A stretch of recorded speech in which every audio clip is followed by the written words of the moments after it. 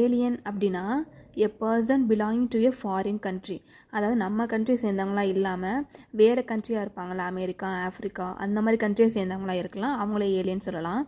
Different from what you are used, இல்லை நம்ம use பண்ணுற நம்ம பழக்க வழக்கத்துக்கு மாறாக இருப்பாங்கள்ல, நம்மளோட பழக்க வழக்கம் ஒரு மாதிரி இருக்கும், இதே அமெரிக்கா, ஆஸ்திரேலியா அங்கே உள்ளவங்களோட பழக்க வழக்கம் வேறு மாதிரி இருக்கும், அவங்களையும் நம்ம வந்து ஏலியன்னு சொல்லுவோம். A fictional being from the another world, அதாவது நம்மளோட கிரகமாக இல்லாமல் வேற்று கிரகவாசிகள் சொல்லுவோம்ல, அவங்களையும் நம்ம வந்து ஏலியன்னு சொல்லலாம். Next alimony. அலிமோனி அப்படின்னா the money paid to former wife, husband or partner when the marriage is ended, அதாவது அவங்களுடைய அந்த திருமண உறவு முடிஞ்சதுக்கப்புறம், டிவோர்ஸ் வாங்கினதுக்கப்புறம் ஹஸ்பண்டோட சொத்தில் பாதி வந்து ஒய்ஃப் கேட்பாங்க, அந்த மாதிரி கொடுப்பாங்கள்ல, மணி கொடுப்பாங்கள்ல, அந்த மணியை தான் நம்ம வந்து ஆலிமோனி அப்படின்னு சொல்லுவாங்க. ஆலிகோரி அப்படின்னா a story, play, picture, etc.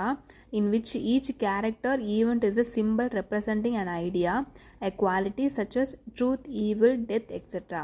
அதாவது ஒரு விஷயத்தை வந்து உருவகமாக சொல்கிறது, அதாவது இப்போ ஒரு படத்தில் ஒரு கேரக்டர் இருக்கும், அந்த கேரக்டர் நம்ம என்னன்னு சொல்லுவோம்னா, அந்த ஹீரோ வந்து ஒரு நெருப்பு போல் இருப்பார், ஹீரோயின் வந்து பூ போல் இருப்பாங்க அப்படின்னு சொல்லிட்டு ஒரு சொல்லுவோம்ல, ஒரு உவமையை சொல்லுவோம்ல, அதான் வந்து ஆலிகோரி அப்படின்னு சொல்கிறாங்க.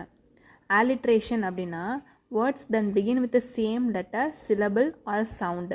Repetition of an initial sound into or more words of a line. அதாவது மோனைன்னு சொல்லலாம். ஃபர்ஸ்ட் லெட்டர் வந்து ஒரே மாதிரி வந்துச்சுன்னா அதை வந்து ஆலிட்ரேஷன் அப்படின்னு சொல்லுவாங்க.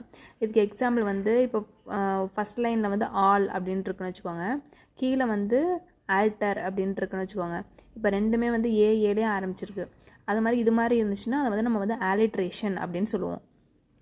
அலுவியம் அப்படின்னா soil deposited by flowing water, அதாவது இப்போ ரிவர்லாம் இருக்குல்ல, அந்த ரிவர்லலாம் அந்த வாட்டர் வந்து ஃப்ளோ ஆகிட்டே இருக்கும், அப்போ வந்து அதில் வந்து ஒரு மண் வந்து படிஞ்சிக்கிட்டே இருக்கும், அந்த மண்ணை தான் நம்ம வந்து அலுவியம் சொல்லுவோம், அந்த அலுவியம் சாயில்னு சொல்லுவோம். அதுதான் வந்து டெபாசிட் ஆகிற அந்த ஃப்ளோயிங் வாட்டரில் டெபாசிட் ஆகிற அந்த சாயிலில் தான் நம்ம வந்து அலுவியம் அப்படின்னு சொல்கிறோம்.